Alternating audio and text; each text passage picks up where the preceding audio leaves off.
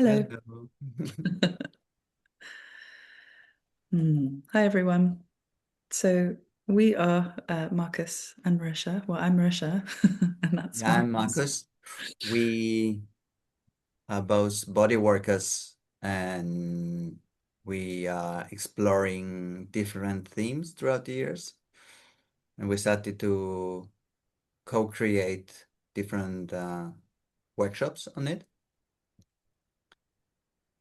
And today we would like to talk about one of our subjects in which we came along our journey. You want to introduce it, Marisha? Yeah, sure. So today we're going to talk about the topic of shame, which in our work we work with along with the theme of innocence, because for us these two are inextricably linked with each other, and we'll talk more about that. Um, and yeah, I It's interesting because Marcus, a while ago, I can't remember when, but we also work a lot with the topic of anger, or sort of that spectrum of anger. Um, and we were thinking of, what next? And Marcus said, "Oh, let's work with shame." And it was interesting because shame's always been a particular interest of mine as well. And it seems that we've both had this particular fascination with shame. It's something that I've explored very deeply in my own journey. And also, when I used to facilitate circling, it was a topic that came up just all the time, because this is a practice of connection and kind of intimacy, being with what is. And so, this theme of shame and also our innocence would be like a consistent theme. And it's something that comes up a lot as well in my work. I specialize in pelvic work. And so, yeah, you can imagine that shame's very alive there as well, in the pelvic space and working in the pelvic space with people. Yeah. I get flashbacks from my own journey on shame and finding, yeah, it surprised me. I had that just a flashback from being on stage as a dancer and allowing myself to access parts of me which in real life I would never access because on stage I had the apology excuse that it's not me, it's a role, but actually it was really me. Like suddenly I got the flashback of that. But indeed and I can also feel again in this place when I was there that I'd accessed my innocence and the innocence of like my authenticity of like, oh, this is me and where does it feel safe to expose that to a group? Um, and where I feel that these parts are restricted or I shouldn't show, not even to myself, but definitely not to be other people or in front of other people. So yes, we both were intrigued by the subject of shame. And talking for myself personally, it took me a while. Shame, was very prominent in my life. And it took me really years to find out that it's interwoven with innocence and that there's like you call it, like to call it axis, the shame innocence axis. And I'm curious to hear more about your view about it. This innocence shame axis, like you call it.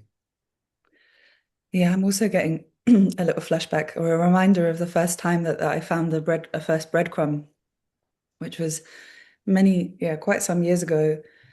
And I was in a workshop space, and I felt like, I can't remember exactly what happened, but I felt a lot of shame. Like, but it was such a context where rather than kind of compensating or doing some kind of compensatory behavior or hiding, or I don't know, yeah, but there's so many different compensatory behaviors that we have. I can't remember what my favorite one would have been at the time, but I just didn't do it, basically. And so I just sat in it and felt it, which was so difficult to do. I remember it was so hard to just stay in the fire of it, just hold. And I did that. And then as I did that, something started to kind of melt in my system. Like I can feel it now even. It was like this something melted, like some kind of shell-ish type thing started melting, and this kind of light started kind of cracking through from the outside, but also from the inside of me. And in that moment, I just touched this place of deep, like my own sort of like, yeah, my own innocence, my own. I'm having like Polish words come to me, which is interesting because I think these concepts, Polish is my first language. So these concepts, they often touch very, very deep parts of us. So that often happens when I get Polish words coming. But yeah, I just touched this place of like, of innocence, of, I want to say purity, even though purity has a lot of connotations that I'm not going to bring along. And just this feeling that, like my desire, whatever it was that was driving my behavior that I was so ashamed of, my desire for connection or my desire to be seen was like so deeply understandable and okay, you know. Mhm. And it just was like a huge, huge experience for me because I also lived with unconsciously, this isn't something I knew. And this, yeah, something we talk about a lot in our work is that, we're very often in the compensation. So we're not even like, when we're having a shame response, when we're usually not like, I'm having a shame response right now. We're usually in some kind of other behavior, you know, that's like some sort of snapback from that. Yeah, so it was just really profound. So that, yeah, that kind of memory comes to me, and that was like my first breadcrumb, and then that's something I started to track. And so when it's like, I got a sniff of it, and I'm like a kind of a, whenever I could kind of sniff that with people, I was like, oh. And instead of being this like terrible thing that we have to stay away from, I started to kind of experience it as a sort of doorway into something very essential and very sort of beautiful and profound, very often with people. Yeah. So that was very important for me. Yeah, I recognize what you share, this this experience of, yeah, you called it purity. For me, it was like, it's like, oh, this is me, and me is okay, and I'm okay, and I have to be, how to say, somehow careful how I handle that towards other people, but there's nothing I need to hide towards myself with that part. And just you seeing you talking about it, I get this I felt sense of expansion of that part. And you say the shell is melting away or something. Yeah, I recognize it, and it for me it transmitted even when you just start to Mm. talk about that. And it brings me to this point where, yeah, what you say compensating behavior. We also use other words like coping Yeah. or strategies or stuff like this. But Yeah. yeah, it's part of our workshop actually also to explore this thing where how can we sit with our shame and our shyness about these parts of us, and can we play with slowly bring it into contact with other people. It's one of the favorite moments of our workshop, seeing this like incredible beauty, purity, and at the same time, I'm not sure what's the good word, fragility, but it's not, it's there's something in fragile, but in a beautiful way. It's just like Yeah. the preciousness of it, Yeah. being part of it. Um, It's interesting that we seem to both be in places where the language doesn't feel like it can really meet what we're saying. And I'm just noticing that right now. This isn't something we've spoken about before. And I find that really interesting. And I guess one hypothesis I have is that this we're pointing to things that are so primary, so fundamental, and that touch into places that are, pre-language, pre-verbal places.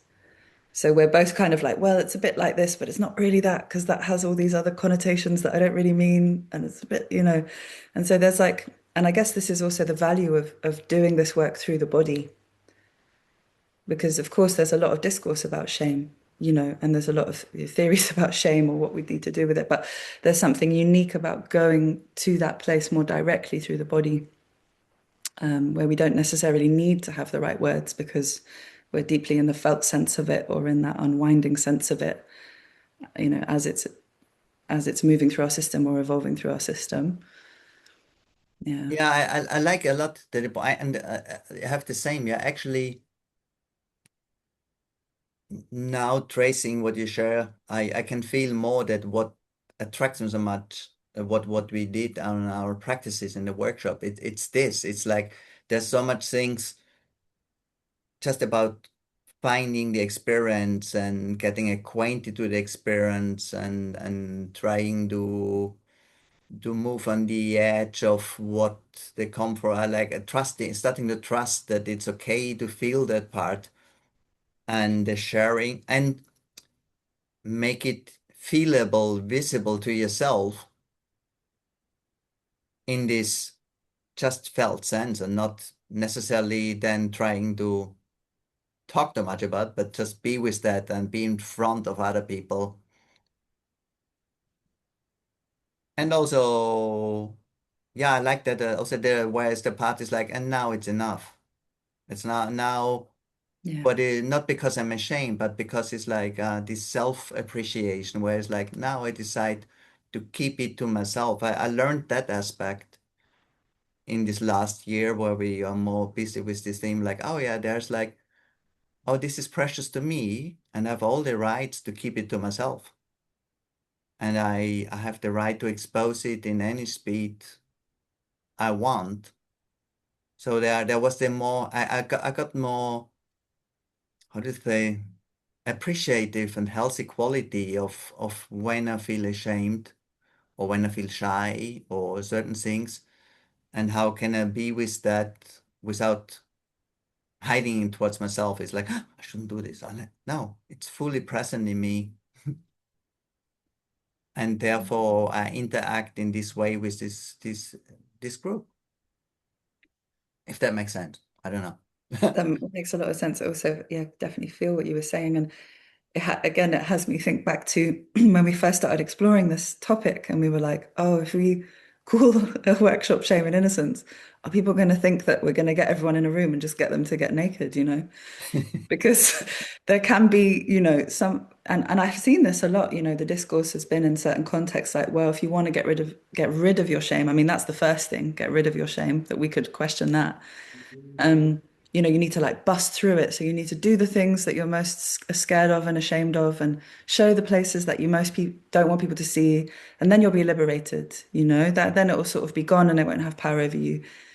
I mean, that's obviously the very primary colors version of it. I'm making a bit of a caricature, but it is a bit Well, like down there, it. there's definitely this kind of Yeah, heavy exposure, radical exposure exposure, therapy. exposure. No, definitely. Yeah, And yeah. And so, and I've certainly been in contexts like that, and actually I've tried stuff like that myself. And it's a bit tricky because it's like this huge sort of expansion, but then very often there's been like a massive counterforce contraction. yes, I've heavy seen a hangover, huh?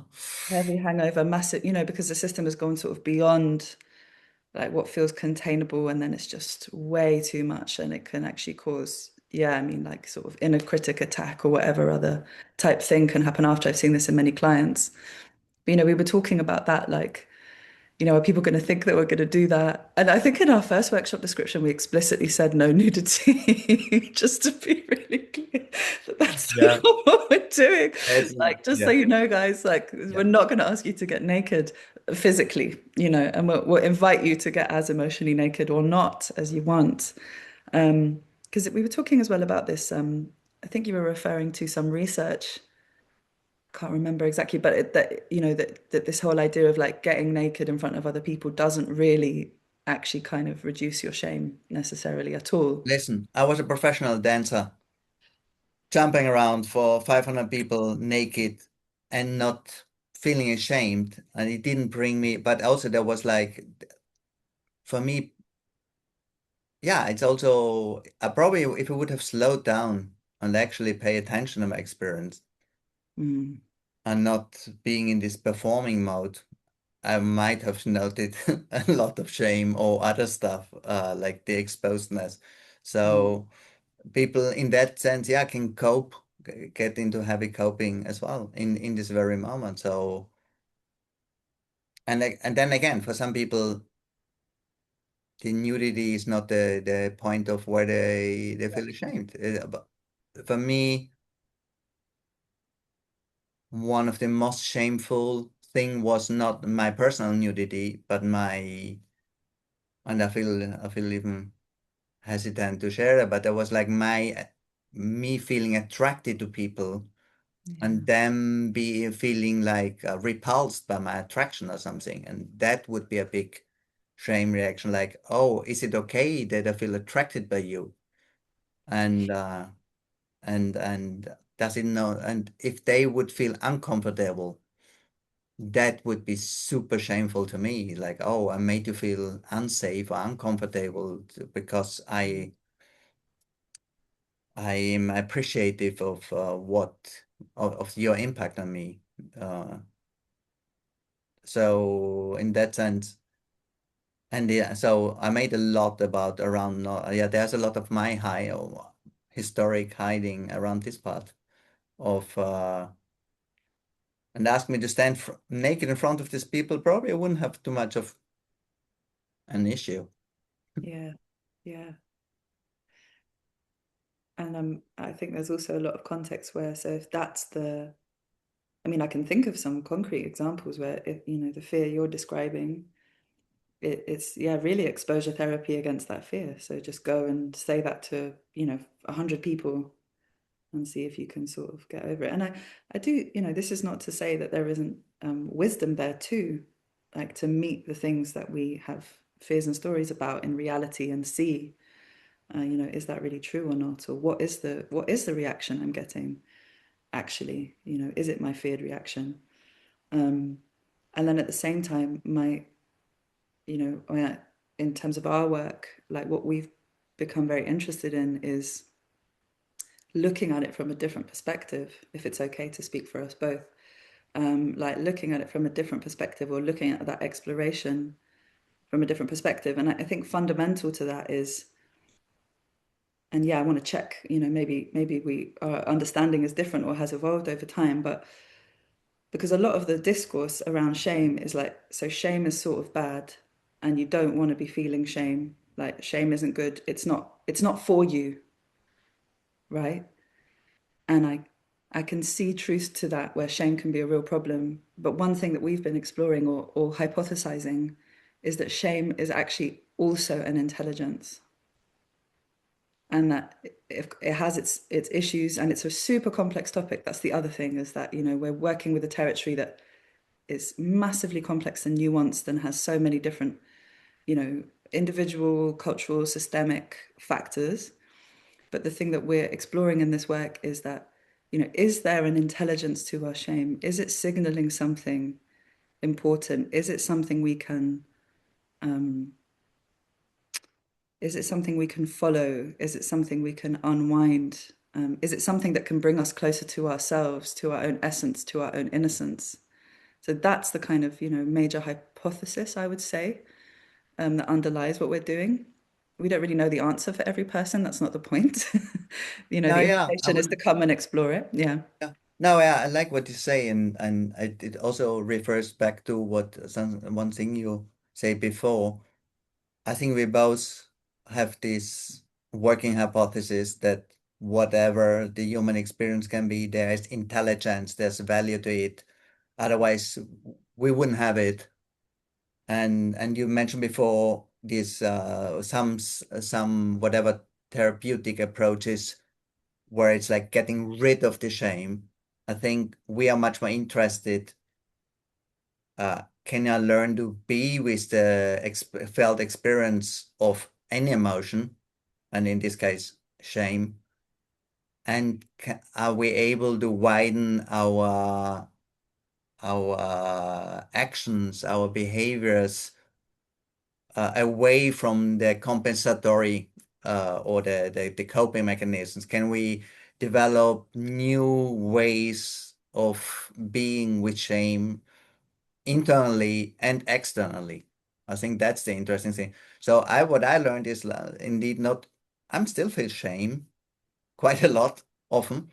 I can welcome it, and my actions are much more uh multidimensional. It's like, oh no, it's not I feel this, therefore I gonna behave this way externally and internally. For me, the shame reaction, I think most people wouldn't have noticed because the shame made me the most normal behavior, the most what I thought is acceptable or wanted. Uh, but therefore, I made myself invisible to myself. There was like I cut myself out. The felt of like, what would I want? I lost contact with what would be actually.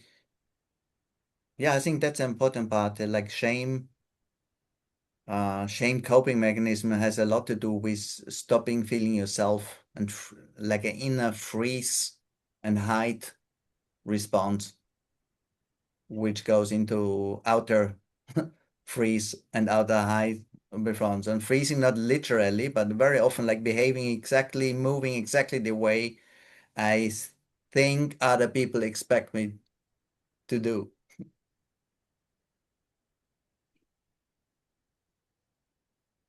Yeah. So yeah, coming back, I'm a bit lost where we was the thread coming in.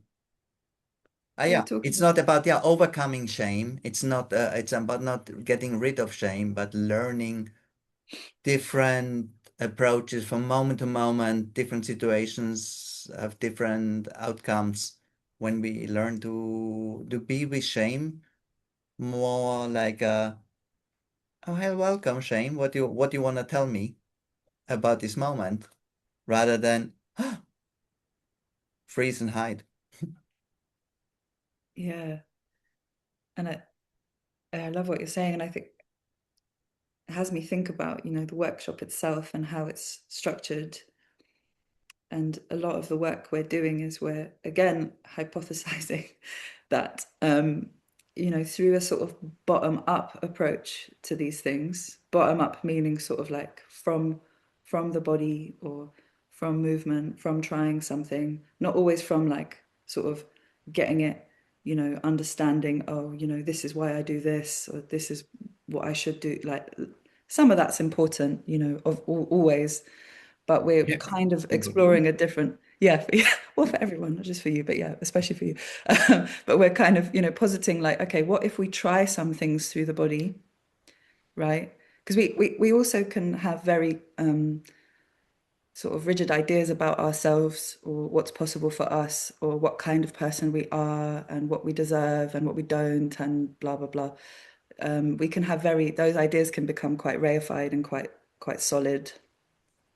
And what I see very often in sessions and workshops is once we go into the body, we can surprise ourselves in Mm. incredible ways. Very, very often, actually, this happens.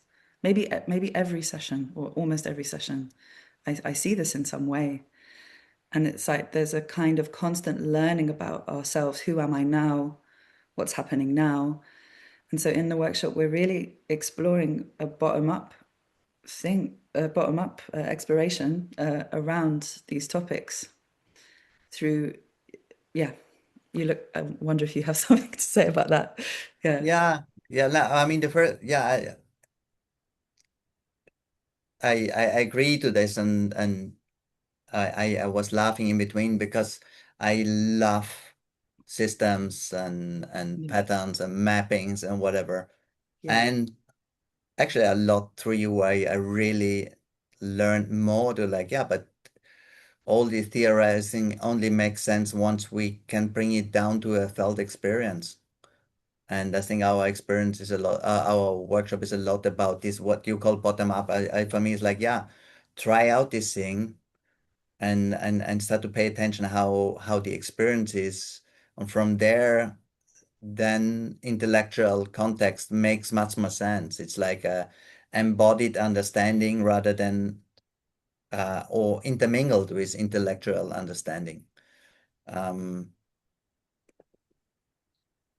I like this metaphor of you can read 100 books and 100 stories about how a certain dish tastes, but the best thing is like start to taste the ingredients and start to get a version of food, and then suddenly all these books and all these things makes much more sense than so. Yeah. And the other thing, what I suddenly remember also when I saw this, like when I do this embody thing, sometimes I have this experience, oh, this is me. Oh, this is me. And there's like resistance, and it takes really a time before my system can accept that part of me.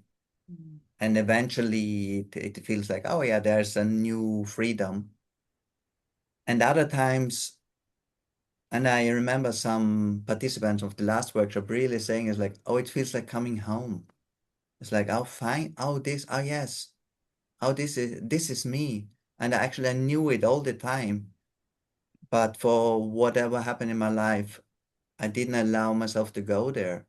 And now uh, I was ashamed to go there. I wasn't sure what I meet, or I wasn't sure if the outside world will welcome that part of me. So I can see this doubleness of this is me and oh, this is me Mm. when you work with some specific, yeah, the shame and innocence experience. Yeah, and with this approach, sort of, more from the body or more trying, in this way, I think that, yeah, there's both this discovery piece, right? So there's this, oh, is this, yeah, like you said, or, however we respond to that, oh, this is me, or this is what I'm finding here. This is the longing that I'm finding in myself that's like, somehow shocking to me or a delight to me or whatever it is. Um, there's also this way, because we are working on these layers that are so fundamental, it can be pretty hard to reach them sometimes from the theoretical, or from that looking at ourselves, from that perspective. Or we can know a lot about ourselves. We can know a lot about what's wrong with us or whatever, that's quite a common thing, or what we need to do differently. But when the rubber hits the road, we're doing something else. And this kind of work, something I hear a lot from participants as well, is that they end up in a situation where they surprise themselves. They have new capacities from doing this work. And it wasn't like they followed lessons in a book, ABC. They did certain things, they gave their body a certain imprint, and then spontaneously their body kind of knows how to do something else or has more options than it did. And that's also an interesting, because it's not something that can be, it's satisfying to kind of be like, well, I'm going to learn this and I'm going to learn that and I'm going to learn this. It doesn't Check have that. boxes. It's Yeah. very individual. It's super, individual based on the day and the context and the person and the system, and what that system's ready for and wanting. Um, but there is this kind of yeah, expansion of possibilities, opportunity that can come through that kind of work, where we can, yeah, and I like this thing of, where we can surprise ourselves Yes. in the moment, like when we're in a situation where we feel some shame, or we're in a situation where we feel a longing. That's also very common.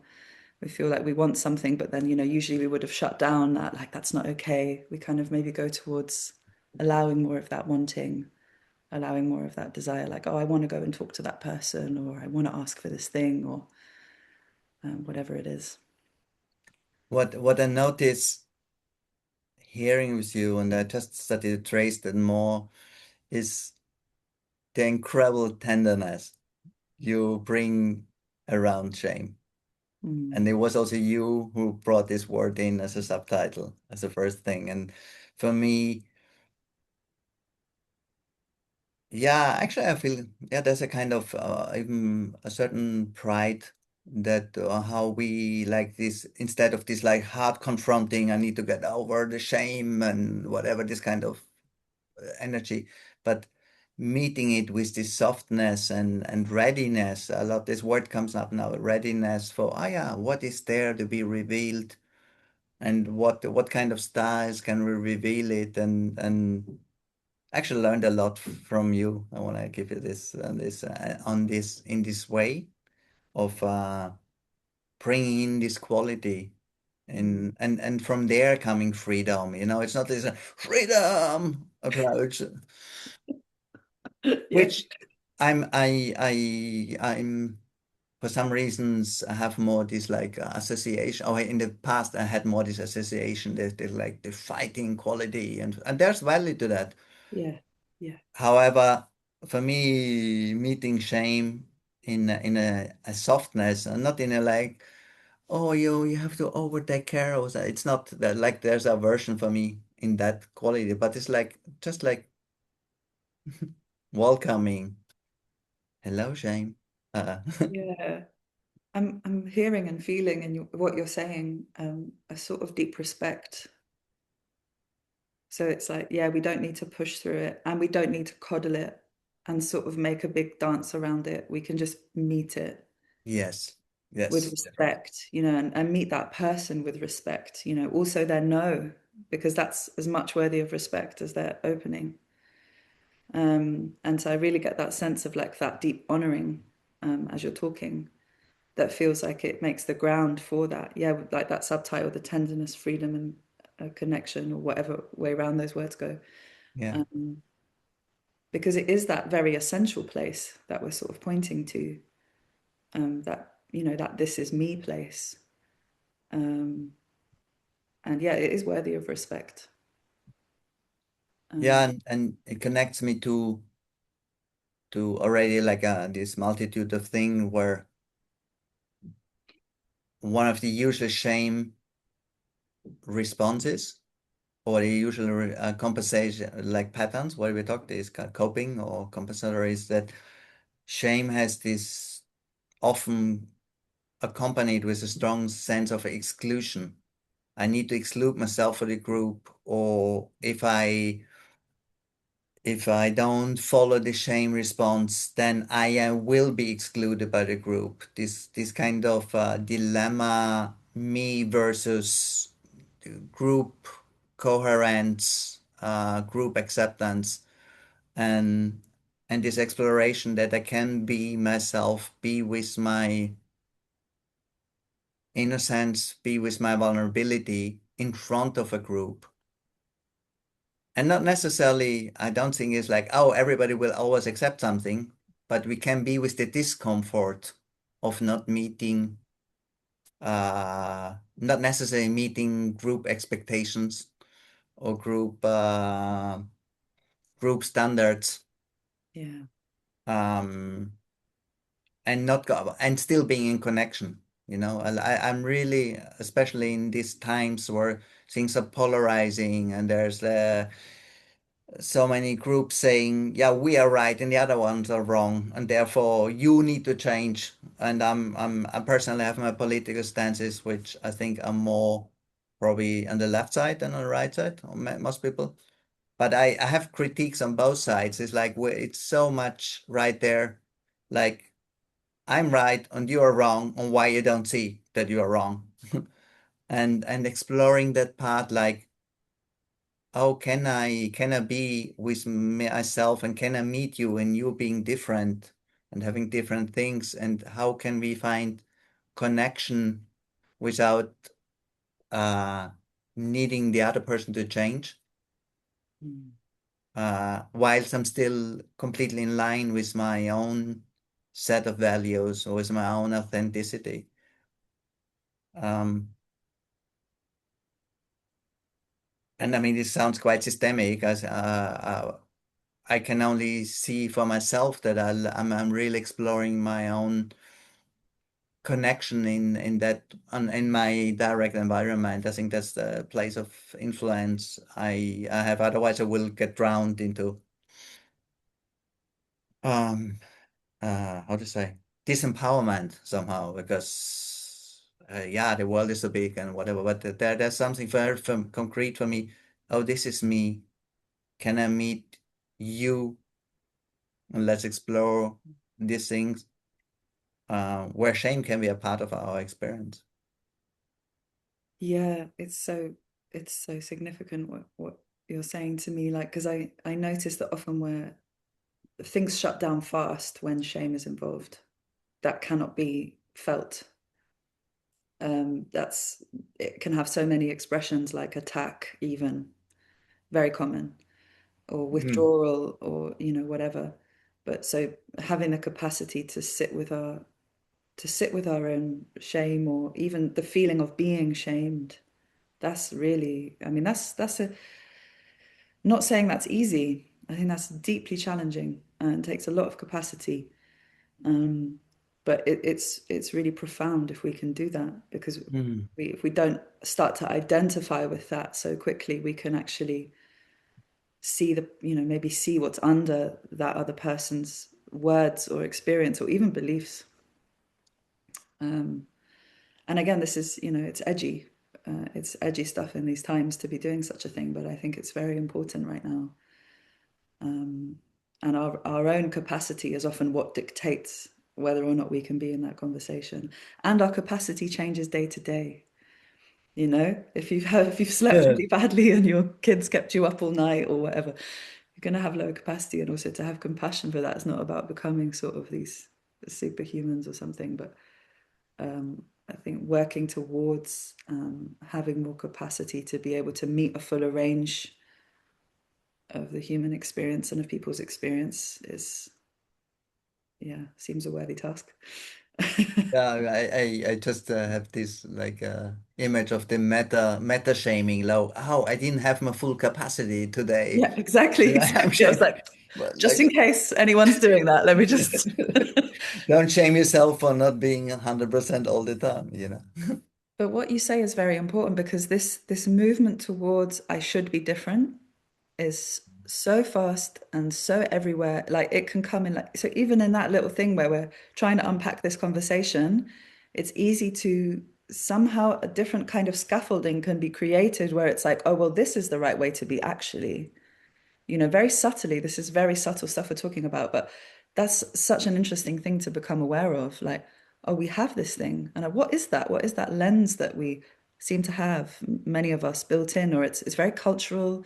We can have a big discussion about where it might come from, which is maybe not so relevant right now, but it's very interesting to see how quickly that can come in. Like, oh, well, now that's the right way to be. So if I don't do that, then I'm somehow wrong. Yeah. Yeah, and I hear you and I completely agree. And I found how to say something me is important to say. It's not about sugarcoating. It's not about, oh, whatever I do, it's okay. No, I do have, I can still be in line with, oh, I fucked up this thing, or this is, I can do better than that. However, it doesn't come with this harshness and this like self destructive quality. It's more like, no, I fucked up and I can own that. And I'm willing to take responsibility for something not doing. And in that, I can understand the circumstances, what made me do that. And that brings me back again to this innocence part. Is like Mm, what we call innocence is like, I was thinking a lot about what innocence means to me.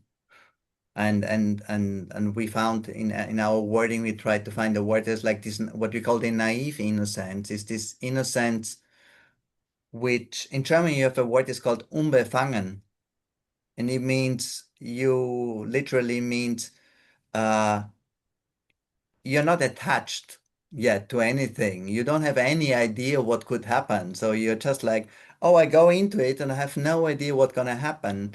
And therefore, yeah, there's also no awareness where harm could become, where yourself could get harmed or another person could harm.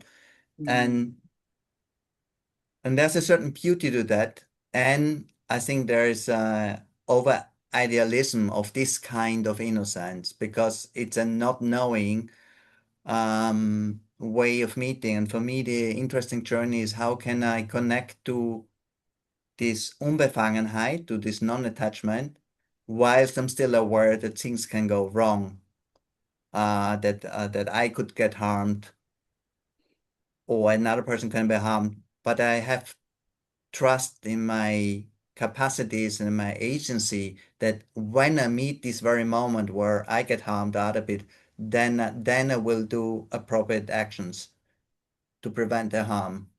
So yeah, that's what we try to call matured innocence or something like this. It's like the willingness uh, of being a beginner stance, like, okay, anything can happen. And I have this agency around when I meet this and this, I can navigate the situation to another place or something. Yeah, and it kind of brings me back to the practices that we do around this. And so in the workshop, we're doing a lot of practices around kind of coming back into deep contact with like a sense of impulse on a very bodily level. Mm. And there's something interesting about that because it involves this like just anchoring within the self again and again and again. And for many of us, that's quite interrupted, because we're thinking about how we're perceived or we're thinking about what people want from us or what we should be doing or whatever. And so it can be quite a discipline and a practice, that's why it's a practice to do that and also to do that when we are in contact with others in various kinds of ways. And it does sort of lead to this thing around the innocence that we're pointing to, because that's like this, contact with our sort of own life principle and how it wants to express. And then, that's not, we can't predict what the outcome is going to be. There might be things we feel we deeply want to do, we choose not to because we've, through our discernment decided that's not a good idea, right? Or it's morally not a good idea or whatever. But it is this practicing this thing where we learn to be with our own life energy, so be with our own impulse and sort of give that more space, give that more respect, give that more exploration and honoring as a way of coming toward, and that's kind of what we mean by innocence actually, is like being in touch with ourselves on a deep level and expressing that. Or that's one aspect of it anyway. And we do a lot of that in the workshop in various different kind of ways. Um, and yeah, if you want to come and experience that, you should come to our workshop Yeah. because it's. I have one more question Yeah, arising. Maybe you can find the answer. We in our workshop disclaimer, yeah, we write this specifically. We're gonna work with shame, and we say it like as one of the prerequisites that this workshop there needs to be not over identifying with shame. Uh, And I got some questions from people being interested. Yeah, funny enough, it's both funny and tragic at the same time. Like often when we meet shame, people interested in workshop met shame and they were like, "Oh, I'm so shameful about my shame." So does it probably I'm over identifying too much with my shame. Therefore, I shouldn't do the workshop. And I was like, oh, there's like a meta level of the shame reaction again. I'm not good enough for this workshop. Um, I need to be a better person before I can attend the workshop. I yeah. wonder what can we tell these people in terms of what do we mean with over identifying with shame as a prerequisite. I'm curious what you said to those people, if it feels appropriate in this context to share it. Yes. Well, there's client confidentiality partly and that involved.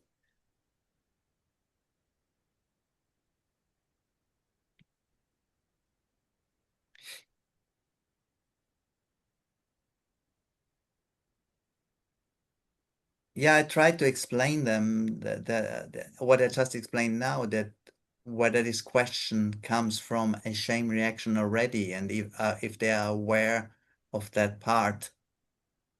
Um, I think in the end, and I'm giving myself maybe now answer is it's about shame often has this underlying um, message, I am not okay. Mm. I'm fundamentally not okay for having this part or that part. And I guess what we mean with, or what I mean with over identifying that there's at all times 100% of you actually really believes I'm not okay, and this belief will be never be able to change because it's so true. So I guess it's this part where one part in you can see the possibility that this belief I'm not okay might be not true. Yeah, I like what you're saying. It does feel like there needs to be some kind of window or crack, um, because it can feel very holistic. And I think from another place, another answer, which is more from our perspective, or at least from my perspective, is like, this is a group context. And we need to be realistic about the depth of the theme we're exploring and our capacity to hold that and support people in that, because we take that very serious in our work. And so we know this is why it's a small group and we have a team, and there are just situations where you need to do some work where you have one person with you. You have that one-on-one support first before you can come into a context like this and be ready for it, because it's not the same as being in a session with one practitioner, and that's just a fact. And so there is a way that there needs to be, some capacity of navigating your own experience on your own without support all the time. Then it's just not the right context for you in this moment. It might be better to book a one-on-one session, with whoever it, fits for you, and then come into that context when it feels like there is a bit more space there. So that I think that's also where it comes from, is just that sense of like, yeah, sort of grounded humility around the fact that it is a different context to a one-on-one session, and we want to be honest about that. Mm. Requires different things from participants, in that sense. Yeah, I like what you said, and it helps me also remember what we it was like. Yes, we are in a group experience and we want to give support, and in a group experience we cannot give everybody at all times one-on-one support. Uh, Yeah, there's yeah, some space for that, but only within this framework of a group experience. Yeah. yeah. Yeah, and I think it's better to be clear about that, so that people can really make a choice from their agency about whether it's the right place for them at that time. Um, yeah, And that being said, so one thing which is important to me as well is mention, uh, we bring it with lightness as well. There's both depths and lightness. There's also yeah. um, Thank you. laughing. Yeah, I think we got this as a feedback that, also from a participant, that despite of the depths and all kind of confronting things you come, there's also a certain playfulness, and I think it's important to us. I think once you work with this uh, uh, uh, sincerity in playfulness, and a playful sincerity is I think one is of our trademarks of our workshops, that there's Yeah. Yeah, it's hugely important. yeah. And I think it adds this thing, where there's a couple of moments in our last workshop that are coming to mind where sort of everyone's there kind of talking about how ashamed they are. And there was one moment where people just started laughing because and somebody said, "Oh, we're all in our own little shame tunnel, just talking about how ashamed we are." And then everyone started laughing, and it's like, yeah, this is kind of what we're doing. Yes. And then just bringing that sort of like, yeah, it's a shared human kind of, on one level slightly ridiculous experience, Yeah. and on another level deeply profound and important and meaningful experience, and they're both there at the same time. Yeah, and I get now more this sense of how connecting it can be, and how really like freeing it can be to say I'm not the only one, because there was a shame has often this thing, I'm the only one having this and nobody, and exploring that together in a group and finding out I'm not the only one, but actually we are, it's more universal. Yeah, exactly, this On kind of a, idea that we're like the most defective, the most defective of all the people somehow. Yeah. It's encoded in it, yeah. And that even, and the other thing that's just to mention is even just being in the room with that topic on the table was profound for many people and for me certainly. I don't know for you, but like just okay, we're just in this field where we're here to explore this, and already that's huge. Yeah. We're actually here to like put it on the table and be like, hey, this is something I'm experiencing.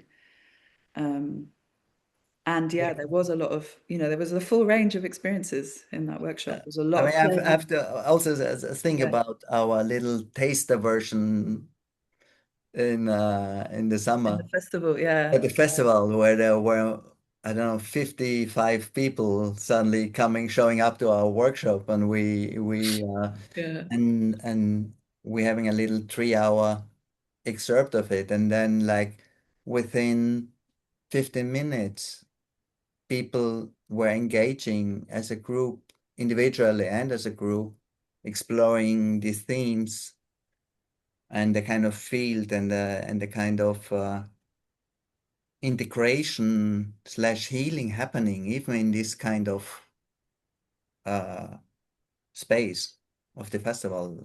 Yeah, it really touches me. And it's like this, what you say, like, oh, we are willing together to work on this and to reveal it in our own speed to ourselves and the others.